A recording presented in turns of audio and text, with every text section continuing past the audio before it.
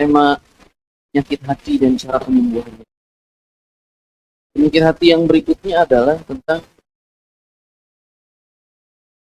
munafikan. Kemunafikan itu ada dua. Yang pertama, nifaq aqdi. Nifaq aqdi itu akidah, keyakinan. Dan yang kedua, nifaq amali, perbuatan. Dan yang bisa mengeluarkan seseorang dari agamanya, nifaq aqdi. Nifaq aqdi itu bahayanya bisa mengeluarkan seseorang dari agama Islam. Itu nifaq aqdi. Nifaq aqdi itu apa? Hukum asalnya kemunafikan itu adalah menampakkan A, menyembunyikan B. Itu kemunafikan. Bermuka dua. Cara bahasa. Tapi kalau kemunafikan aqdi, keyakinan, Bu, ini penyakit hati yang bisa mengeluarkan seseorang dari agama Islam. Nifaq aqdi itu menampakkan keimanan, menyembunyikan kekufuran. Dan potret nifaq aqdi ini, kemunafikan aqdi ini, keyakinan nifaq aqdi, itu adalah Abdullah bin Ubay bin Salul, kepalanya orang-orang munafik di zaman Rasulullah SAW. Dia menampakkan keimanan, sholat. Bahkan dalam surat Al-Munafikun, Abdullah bin Ubay bin Salul dengan tegas-tegas mengatakan, innaka la Rasulullah. Bilang ke Nabi Muhammad SAW, engkau benar-benar Rasulullah. Allah langsung turunkan ayat setelahnya, innahum lakadzibun. Muhammad, mereka itu mengucapkan dengan berdusta. Jadi menampakkan keimanan, menyembunyikan kekufuran, itu bahaya. Dia sholatnya di belakang Rasul, Bu, nggak tanggung-tanggung. Tapi dia hanya sholat di waktu-waktu siang, zuhur, asar, maghrib. Tapi isya dan subuh nggak pernah kelihatan.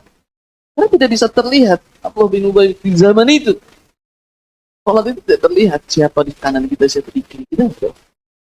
Makanya Rasulullah SAW mengatakan, sholat yang paling berat bagi orang munafik itu isya dan subuh.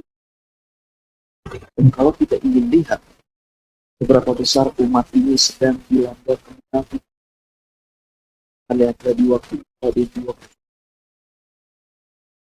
sebesar itu, umat ini sedang terjadi.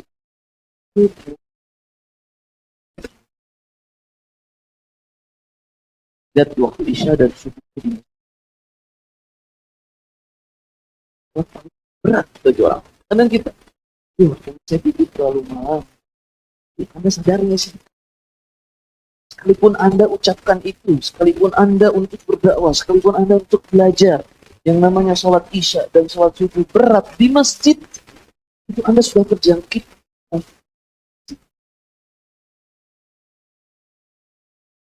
Saya ingin lihat pesan umat ini belum kunjung ditolong oleh Allah.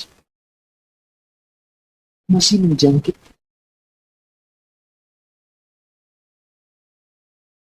Nah, Allahumma muslimin.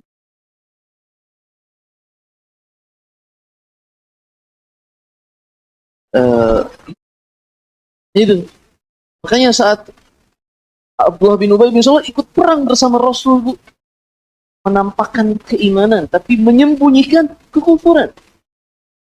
Ikut perang. Saat Abdullah bin Ubay bin Salul wafat, Rasulullah SAW ingin sholat jenazah padanya. Allah langsung turunkan ayat, la taqum fihi abadan.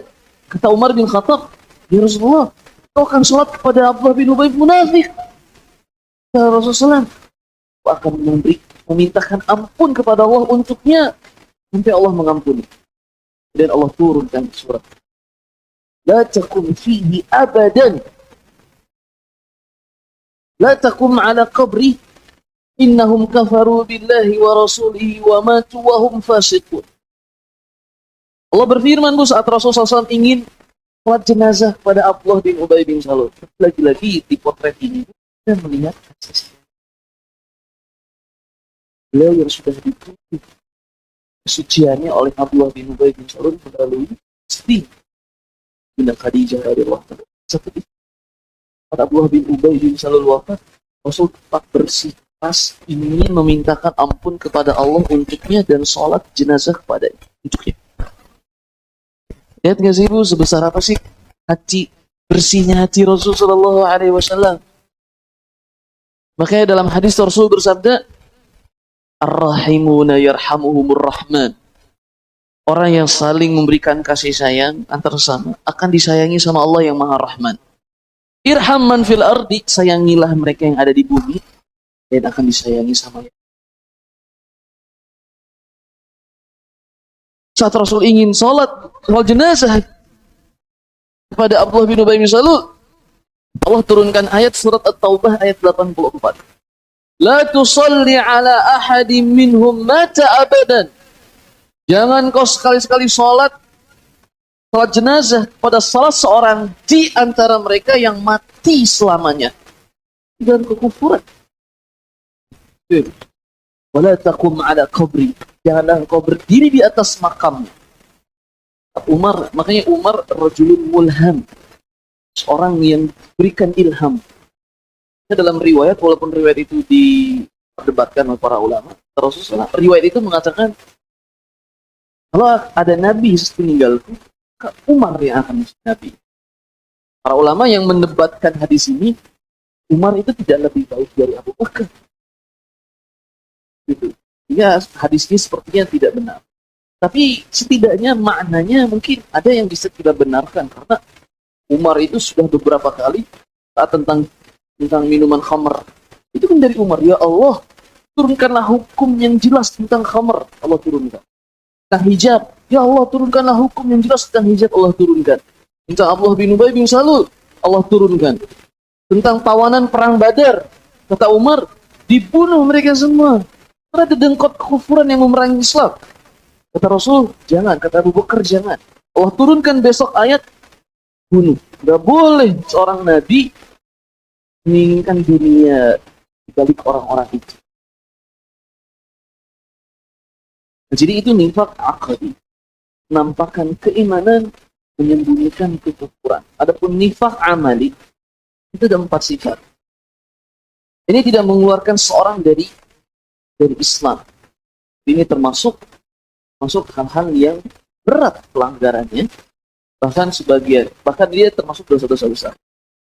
Yang pertama adalah ada 4 sifat yang jika seorang memiliki salah satu saja darinya, maka di hatinya dia ada penifakan.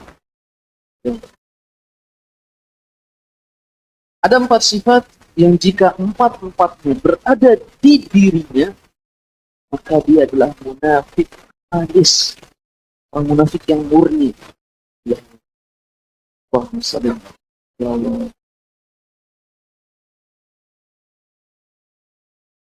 Tapi jika ada salah satunya saja, gitu, maka ia terjangkit satu penyakit penifak sampai ia meninggalkannya. Kata Rasulullah, ini artinya di sini diriwayatkan oleh Imam Bukhari dan Muslim. Apa itu 4 sifat itu? Jika ia berbicara, tidak haddasa, ia berbicara kepada orang-orang, menyampaikan ucapan kepada orang-orang, dia berdusta. Wa idza ahada ghadar, dan jika ia telah menjanjikan pada seseorang, dia telah menjanjikan pada seseorang dan disepakati orang-orang itu, tiba-tiba ia mengkhianati. Hari ini pakat damai, tiba-tiba peluru muncul, roket muncul, pakat gencatan senjata, roket muncul dari sisi. Wa idza wa'ada, dan jika ia telah wa'ada, menjanjikan sesuatu kepada orang. Kalau tadi berbuat janji pada seorang. Yang sifat yang kedua, jika dia telah berbuat sepakat perjanjian pada seorang, sepakat kita berjanji untuk ini, dia sepakat. Karena dia mengkhianatinya.